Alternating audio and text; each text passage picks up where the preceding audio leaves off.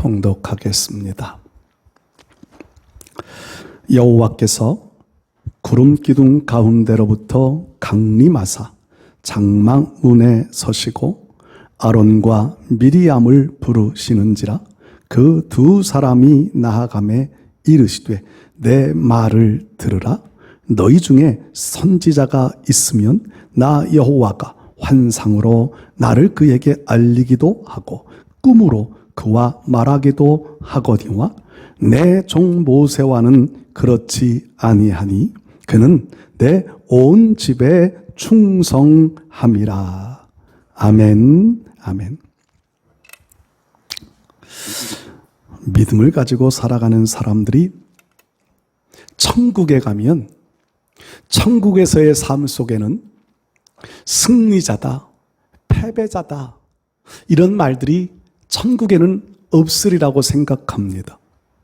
왜냐하면 천국은 모두가 다 하나님의 은혜로 승리함을 얻은 자들이 하나님의 그 영광 가운데서 영원히 예배하고 찬송하고 늘 기쁘고 즐거워하며 무엇 하나 부족함이 없는 삶을 누리며 살아가는 곳이 천국이기 때문에 그 천국에서는요, 누가 좀 잘했다, 누가 잘못했다 이런 평가들이 없으리라고 저는 믿습니다.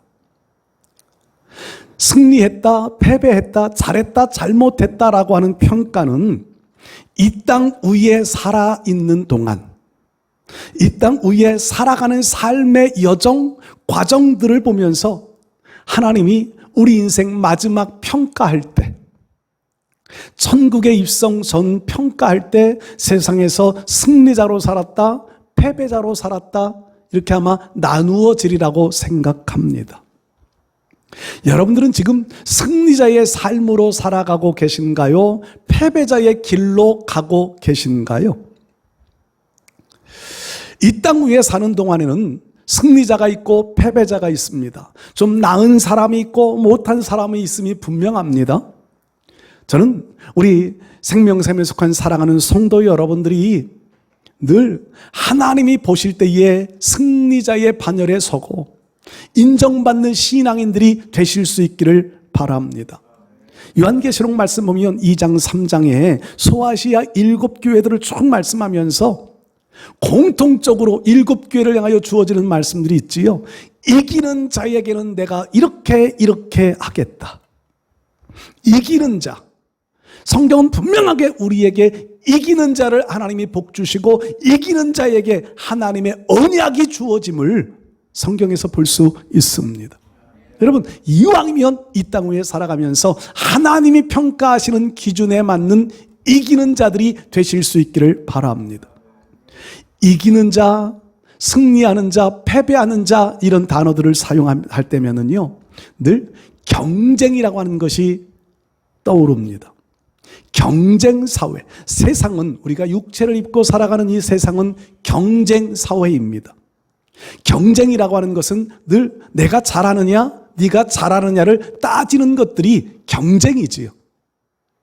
학교를 다니는 학생들은 이 경쟁에서 선의의 경쟁이라고 하는 것을 참 많이 배웁니다. 공부를 조금 더 잘하느냐, 조금 더 못하느냐, 좋은 접수를 내일 받을 수 있느냐, 없느냐. 그래서 학생들의 마음에 내가 어떻게든지 조금 더 좋은 점수를 받겠다. 내가 경쟁하고 있는 저 학생보다 내가 조금 더 나은 점수로 좀 더 받아보겠다. 지난번 점수보다 내가 더 좋은 점수를 받아보겠다. 이런 마음의 도전을 가지고 살아가는 사람들이 선의의 경쟁에서 이기는 자의 삶으로 살아갈 수 있을 겁니다. 스포츠에서도 마찬가지겠지요. 스포츠에서도요, 어떻게든지 상대 팀에게 이기는 팀이 인기도 올라가고요, 이기는 팀이 수입도 많아집니다. 패배가 많은 팀일수록 인기가 적어집니다. 저도 스포츠를 좋아해서 많은 스포츠들을 이렇게 현장에 가보지는 못해도 TV를 통해서 중계들을 많이 보는데요, 이기는 팀에게 응원 가는 것이 사실이에요. 지난주인가요? 월드컵 아시아 지역 예선이 우리나라에서 있었습니다. 보신 분들도 계시겠지만 중동의 어떤 나라하고 우리나라하고 축구 경기가 열렸습니다. 우리나라가 조 1위를 달리고 있고 그 나라가 조 2위를 달리고 있습니다. 선의의 경쟁 같으면 정정당당하게 경기를 해야 했을 거예요. 근데 이 두 팀이, 우리나라하고 그 팀이 경기를 하다가 우리나라가 선제골을 먼저 먹었습니다. 1대0으로 지고 있습니다. 그러면 지고 있는 우리나라는 조 1위를 위해서는 반드시 이기거나 비겨야 조 1위가 되는데 지면 조 2위가 되는 거예요. 또 우리나라에서 경기를 해요. 근데 우리나라 팀 선수들은요, 정말 열심히 뜁니다. 이기기 위해서. 근데 상대방 팀이 자기들이 1대0으로 이기고 있고 그 경기를 이기기만 하면 조 1위가 되기 때문에 이 팀들은요, 시간 끌기 작전을 들어갑니다. 그래서 일명 침대 축구라고 그래요. 몸에 닿기만 하면 쓰러져서 한 30초, 1분, 2분 시간 끄는 거예요. 그러니까 우리 선수들은 답답하고 보는 관중들도 막 화가 나고 열이 올라가고요. 근데 그 선수들은 그 나라의 특징이에요. 아주 자기 나라, 그 나라 자기들끼리의 축구 경기에서도 이기고만 있으면 그냥 들어 눕는 것이 습관화되어져 있는 거예요. 이런 걸 보고 선의의 경쟁이라고 말하지는 않을 겁니다. 어떤 악의적인 대결이라고 이렇게 표현해 볼 수 있겠지요.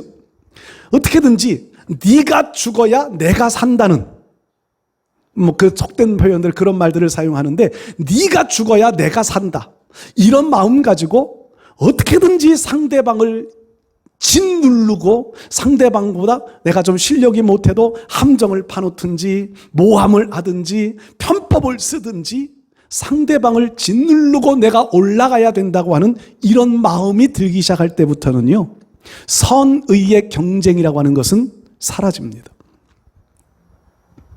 우리가 신앙생활하는 것은 어떤 모습으로 신앙생활을 해야 할까요? 하나님은 우리를 늘 지켜보시면서 승리자의 길로 가느냐 패배자의 길로 가느냐를 늘 지켜보고 계십니다. 그런데 오늘 우리가 승리자의 길로 가기 위하여서 라고 하는 명목하에 불법을 행하고 편법을 쓰고 상대방의 모함하고 함정파고 이러면서 믿음의 승리자가 된다고 말할 수 있을까요? 절대로 하나님은 그렇게 해서 신앙생활 잘하고 교회를 잘 짓고 많은 부를 축적하고 그렇게 살지라도 하나님은 그들을 승리자로 인정해 주시지 않을 겁니다. 좀 힘든 과정을 지나가고 어려움의 과정들을 지나가고 있을지라도 하나님 말씀 기준으로 하나님 의식하며 좀 어렵게 갈지라도 하나님 영광을 위한 믿음의 길을 바르게 걸어가는 것, 하나님은 그런 사람을 마지막엔 승리자로 인정하실 줄로 믿습니다. 오늘 우리가 읽은 성경 말씀 내용이 모세가요, 이스라엘 백성들을 이끌고 광야 생활을 하는 과정 속에 결혼을 한 것 같지요? 처음 미디안 광야에서 결혼했던 여자인지 아니면 광야 생활을 하다가 본 부인이 성경상에는 잘 기록이 나타나지 않으니까 일찍 죽었다고 하는 기록들도 이렇게 말씀하시는 분들도 있기도 해요. 본 부인이 본 부인이 먼저 죽고 그래서 광야 생활하면서 새 결혼을 했을 거라고 추측하기도 해요. 그런데 구스 여인을 아내로 취했다는 겁니다. 구스 여인, 율법상으로 보면 이방 여인이에요. 이방 여인을 취했습니다. 그 일로 인하여서 형이었던 아론과 누나였던 미리암이 모세를 비방하기 시작합니다. 모세가 비방받을 만한 일을 했다고 이렇게 생각할 수도 있습니다. 그런데 하나님이 그들에게 임재하십니다. 오늘 성경 말씀 보면 구름 기둥 가운데서 장막에 임하셔서 아론과 미리암을 부르십니다.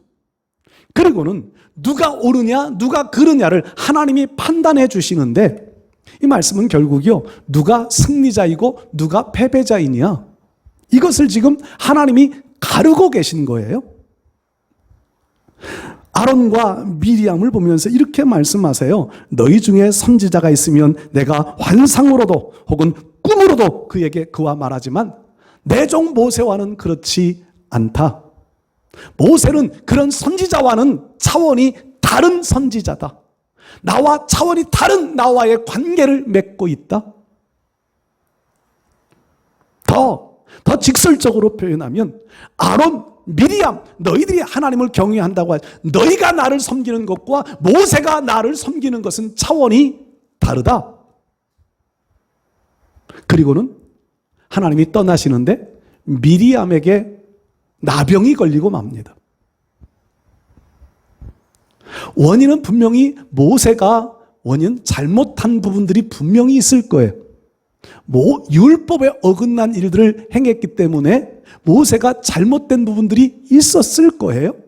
그런데 하나님께서는 그 아론, 미리암, 모세를 평가하시면서 모세의 승리, 모세의 손을 들어주시는 장면으로 성경이 계속 기록되어져 가고 있습니다. 그러니까 미리암이 나병에 걸리게 되는 것 아니겠어요? 모세가 지도자였기 때문에 그렇게 하나님이 모세의 손을 들어주신 것만은 아니라는 생각을 합니다. 여러분, 모세의 실수 인정할 만한데 그보다 더 중요한 것은 하나님이 모세의 손을 들어주실 만한 모세의 삶이 있었다는 겁니다. 하나님은 우리의 모든 삶을 지금 지켜보고 계십니다. 그리고 그 삶 속에서 하나님이 우리의 편 되어 주셔서 우리의 승리를 인정해 주실 날을 우리도 맞이해야 할 줄로 믿습니다. 그렇기 위해서 오늘 민수기 12장에 나오는 말씀 속에서 모세가 하나님 앞에 승리자로 인정받을 수 있었던 비결, 그 비결을 한번 나누면서 은혜를 나누기를 원합니다. 첫 번째로요, 하나님께서 모세를 승리자로 인정해 주신 이유 중에 하나는 모세는 하나님 앞에 온유한 사람이었다는 겁니다. 하나님의 눈에는 온유한 사람을 승리자로 인정해 주신다는 겁니다. 온유라는 단어는 참 어려운 단어 중에 한 단어입니다. 온유라는 단어는요, 속이 강한 사람이라는 의미입니다. 속이 강한 사람, 겉으로는 좀 약해 보여도 속이 강건한 사람. 또 하나, 온유라는 단어는요, 훈련되어진 사람이라는 의미가 있습니다. 훈련되어진 사람. 그러니까 마음이 외부로 강한 것이 아니라 마음이 강하기 때문에 마음으로 자기의 삶을 통제해 갈 수 있는, 내 혈기와 내 말과 내 보는 시각과 내 모든 삶을 내 마음 속에서부터 나를 통제하는 거예요. 그래서 악으로 휩쓸리지 않습니다. 내 마음을 내가 통제하면서 악한 일에 휩쓸리지 않고요, 하나님 뜻에서 벗어나지 않는 삶을 살려고 힘쓰는 삶, 이게 온유한 사람입니다. 모세를 향하여 온유했다고 하는 내용들을 모세의 삶 속에서 보면은요, 모세는 힘이 강한 사람이었습니다. 금요일날 저녁에도 제가 말씀드렸지만 모세는요, 주먹이 강한 사람이었습니다. 애굽의 왕궁에 살면서 히브리인과 애굽 사람이 서로 다툼이 일어났을 때에 주먹으로 쳐서 애굽 사람을 죽여요. 힘이 강한 사람입니다. 지식도 많은 사람입니다. 히브리인으로 태어났지만 모세 왕궁에서 자라나면서 지식을 겸비했습니다. 애굽의 문화를 다 겸비했습니다. 언어를 통달했습니다. 거기에 힘도 있습니다. 그러니까 모세는요, 외부적으로 강한 사람입니다. 외부적으로 강한 사람이었지만 그가 미디안 광야로 도망가서 40년을 생활을 합니다. 이드로의 양을 쳐가면서 40년을 생활하면서 자기의 외부적인 힘들을 절제하기 시작합니다. 외부적인 힘들이 지도자로 만들어가는 것이 아니라 내면의 강함이 하나님 앞에 쓰임받는 길로 하나님 그렇게 모세를 훈련해 가시는 거지요. 그래서 그 훈련이 완성되어지고 나니까 하나님께서는 모세를 다시 애굽으로 보내십니다. 과거의 힘을, 자기의 지식을 의지했을 때라면 얼마든지 바로와 맞설 때에 자기의 힘을 규합하고 백성들의 힘을 규합하고 전쟁을 위한 무기들을 만들고 그랬을 거예요. 그런데 그 힘이 아니라 내면의 힘입니다. 그 내면의 힘은 영적인 힘, 혹은 하나님이 신뢰하는 힘에서 나오는 온유함, 그 힘이 마음속에 이제 무장되어져 있는 거지요. 그리고 바로 앞에 설 때에 철저하게 하나님의 말씀 가지고 나갑니다. 하나님이 하라 하시는 일만 합니다. 하나님의 뜻대로 행합니다. 이게 온유함이라는 거예요. 여러분, 오늘 우리가 이 온유함을 위하여서는요, 훈련이 잘 되어져야 합니다. 온유함은요, 내가 말하고 싶은 것을 그대로 말하는 게 아니에요. 온유함은 내 마음속에서 하나님의 뜻을 분별하여 말할 수 있는 능력을 가져야 합니다. 온유함은요, 내가 행동한 내 감정대로 행동하는 게 아니에요. 온유함은 하나님 말씀의 기준에 따라서 내 행동을 통제해 갈 수 있어야 하는 겁니다. 여러분, 온유한 사람, 하나님 앞에 온유한 사람, 마음은 강함들 가지고 있지만 그 강함을 함부로 표출하지 아니하고 절제되어져 있는 힘, 이것이 온유함이에요. 마태복음 5장에는 예수님 산상수훈을 말씀하시면서 온유한 자는 복이 있나니 저희가 땅을 기업으로 받을 것이라고 말씀합니다.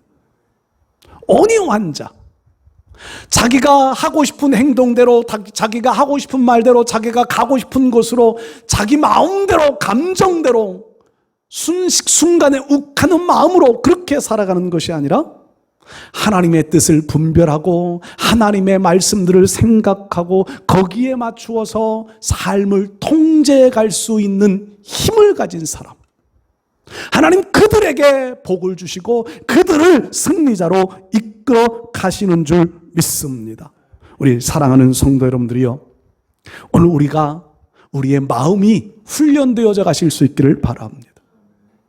말씀으로 훈련되어져야 합니다. 은혜로 훈련되어져야 합니다. 이 영적 훈련, 말씀의 훈련이 되어지지 아니하면 우리는요, 여전히 인간의 혈과 육을 가지고 살아가는 사람이에요. 우리의 싸움은 혈과 육에 관한 것이 아니라 하늘의 권세를 입은 자로서의 싸움을 싸워가야 된다고 말씀하잖아요. 우리 사랑하는 성도 여러분들, 하나님의 은혜를 입어 온유한 신앙들 되실 수 있기를 바랍니다. 그 온유한 신앙은요, 하나님의 은혜를 더 높이 드러내게 될 거예요. 그 온유함으로 잘 훈련되어져 있는 성도들은요, 더 많은 사랑을 가질 수 있을 겁니다. 온유함으로 훈련되어져 있는 사람들은 더 하나님을 신뢰할 수 있는 믿음을 가지고 살아갈 수 있게 될 줄로 믿습니다. 아론과 미리암은요, 이 온유함이 좀 부족했기 때문에 눈에 보여지는 현상 그거 하나만을 가지고 모세를 비방하고 원망하는 거예요. 모세가 과거의 힘, 과거의 자기 혈기 가지고 살았을 때라면요, 자기를 변명하고 자기를 변호하기 위한 여러 가지 일들을 썼을 거예요. 그런데 모세와 아론과 미리암은 혈기 가지고 모세를 대항하지만 모세는 온유함으로 대항하고 있다는 겁니다. 온유함, 하나님의 뜻을 분별하며 그 뜻에 훈련되어진 그 마음 가지고 지금 행동하고 있기에 하나님이 모세를 온유한 모세를 승리자로 인정해 주셨다는 겁니다. 두 번째로요, 하나님께서 충성된 자로 인정하는 사람은요, 충성된 사람을 하나님은 승리자로 인정해 주십니다. 오늘 성경에 그렇게 말씀하지요. 모세는 나와 온 집에 충성된 자다. 이 충성이라는 단어와 히브리어 원어상의 이 단어를 보면 충성이라는 단어와 믿음이라고 하는 단어가 어원이 같습니다. 어원이. 그 말은요, 믿음이 있으면 충성하게 되고요, 믿음이 없으면 충성도 이룰 수 없다는 겁니다. 믿음이 올라가면 자연스럽게 하나님을 향한 충성된 마음도 올라가고요, 내 믿음이 점점 약해져 가면 하나님을 향한 충성도 점점 식어져 간다는 거예요. 믿음과 충성은 늘 같이 따라다니게끔 되어져 있습니다. 여러분, 여러분들의 믿음의 수준만큼 하나님 앞에 충성하실 거예요. 모세는 나와 온 집에 충성된 자다. 여러분, 하나님 앞에 여러분들의 충성도 인정받을 수 있는 충성이 되실 수 있기를 바랍니다. 사도 바울은 그래서 이런 고백을 하잖아요.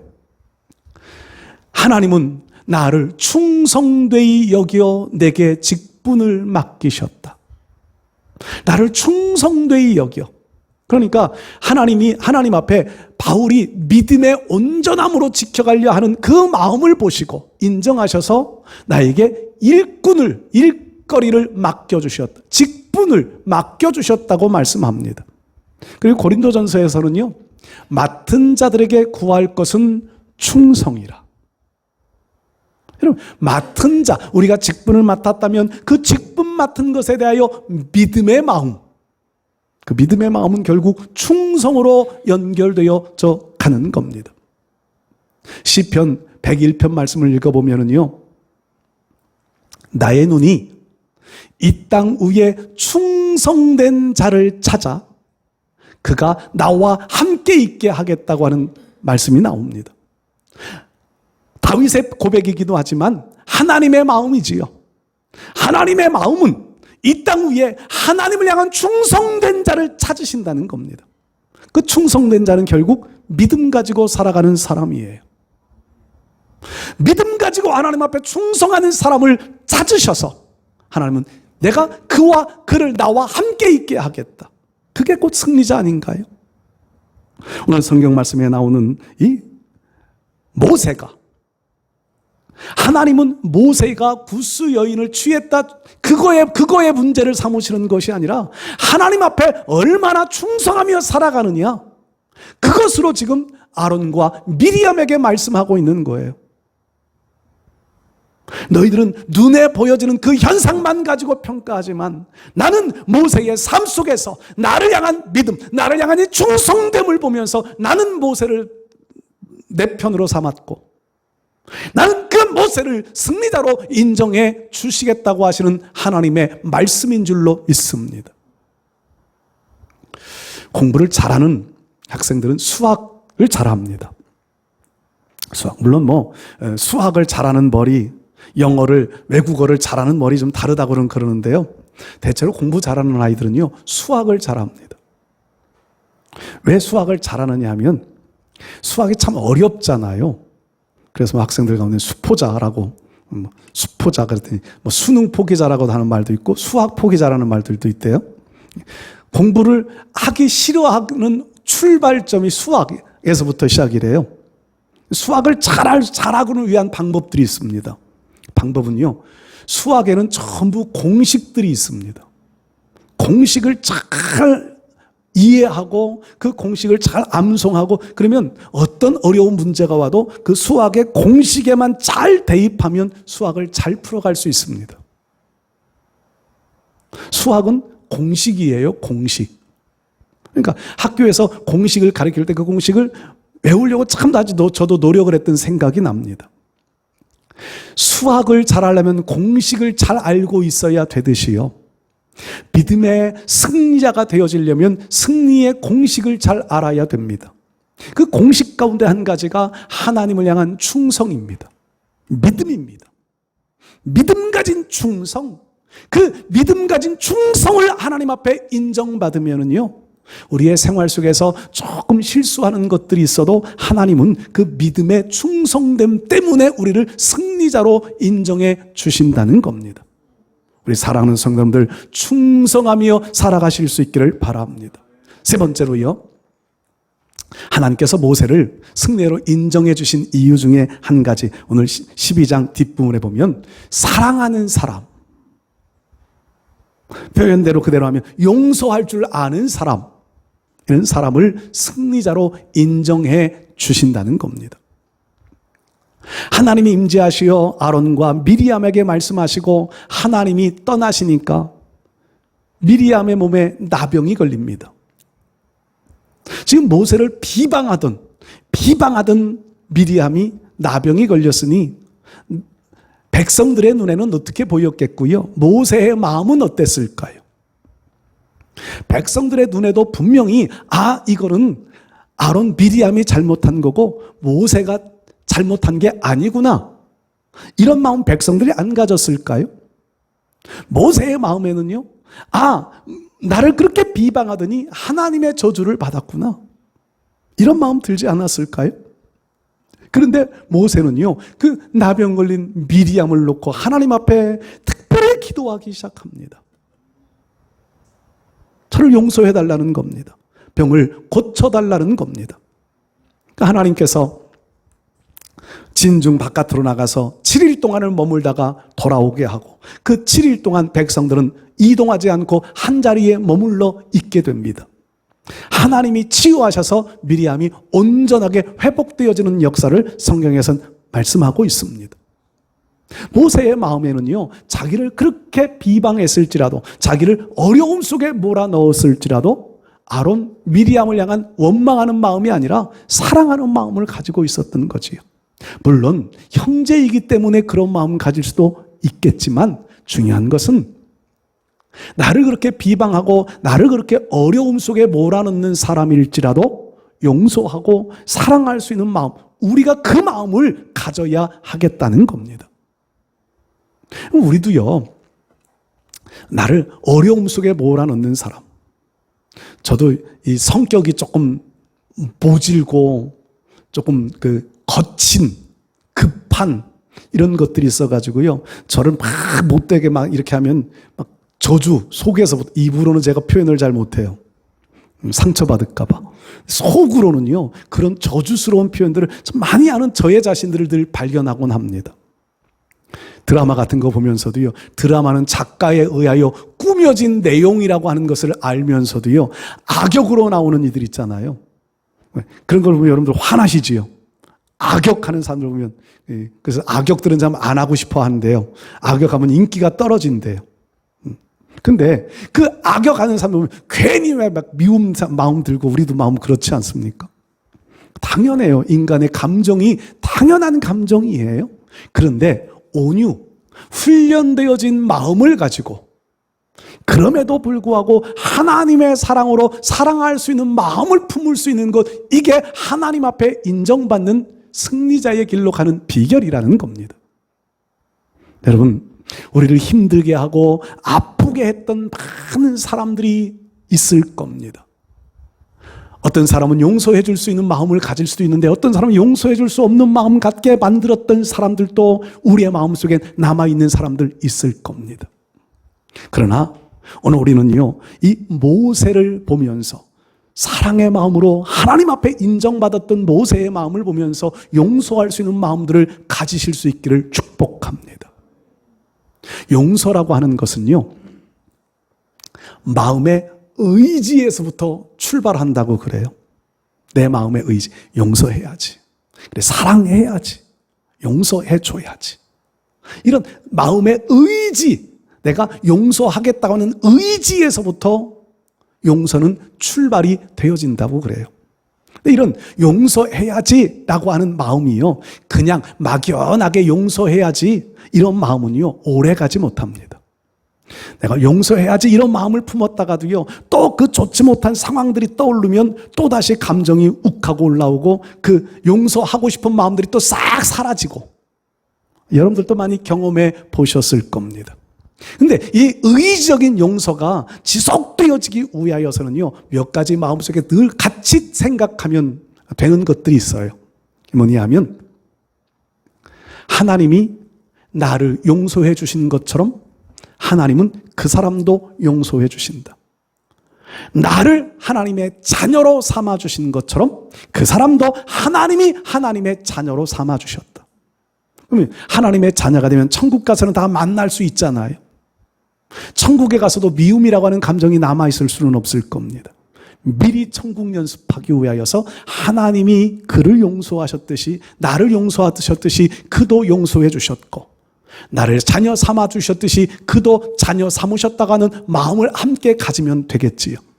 또 하나는요, 나를 힘들게 하고 나를 아프게 하고 나의 삶을 정말 상처투성이로 몰아넣었지만 어떤 경우에는 그 사람이 그래도 나에게 도움도 되었고 나에게 정말 유익도 주었고 그 사람을 통하여서 내가 받은 좋은 것들도 많이 있다고 하는 그 모습을 더 크게 부각시켜 생각하면 나도 사랑받은 것이 있다, 그 사람으로부터 도움받은 것이 있고 사랑받은 것이 있다고 하는 것을 더 많이 생각하면 용서할 수 있는 마음이 더 커져갈 수 있을 겁니다. 또 하나, 그 사람을 불쌍히 여기는 마음을 가지려면요, 그 사람도 상처받은 사람이다, 상처를 가지고 살아가는 사람이라고 하는 내 의식을 자꾸 키워가면 용서할 수 있는 마음도 생겨지고 사랑할 수 있는 마음이 생겨질 수 있으리라고 저는 생각해 보았습니다. 여러분, 하나님은 나는 사랑, 하나님은 사랑이시라. 내가 너희를 사랑하니 너희도 사랑해라. 예수님은 내가 너희의 발을 씻겼으니 너희도 가서 이와 같이 해라. 용서하고 사랑해 줘야 될 것들을 주님 우리에게 명령하셨습니다. 이 하나님의 사랑을 가슴에 안고 이 사랑을 실천할 수 있는 사람들, 하나님은 그들을 승리자로 인정해 주시게 될 줄 믿습니다. 오늘도 우리는 이 땅 위에서 살아가면서 아버지 앞에 서는 그날의 이왕이면 착하고 충성된 종, 승리자의 반열에 세움받기 위하여서 오늘도 우리는 모세의 삶을 본받아 가야 할 줄로 생각합니다. 온유한 마음, 훈련되어진 마음 때문에 내 혈기가 있고 내 감정이 있어도 그것을 다스릴 줄 알고 통제할 수 있는 온유한 마음, 충성된 마음, 믿음을 가지고 하나님이 맡겨신 직분에 대하여, 하나님이 맡겨신 일들에 대하여 충성하는 마음, 하나님 의지하는 마음 가지고 충성하는 마음, 그리고 하나님의 사랑을 가슴에 품고 사랑할 줄 아는 마음, 이런 마음을 우리도 가져서 하나님으로부터 승리자로 인정받으실 수 있는 우리 모두 되실 수 있기를 주의 이름으로 축복합니다.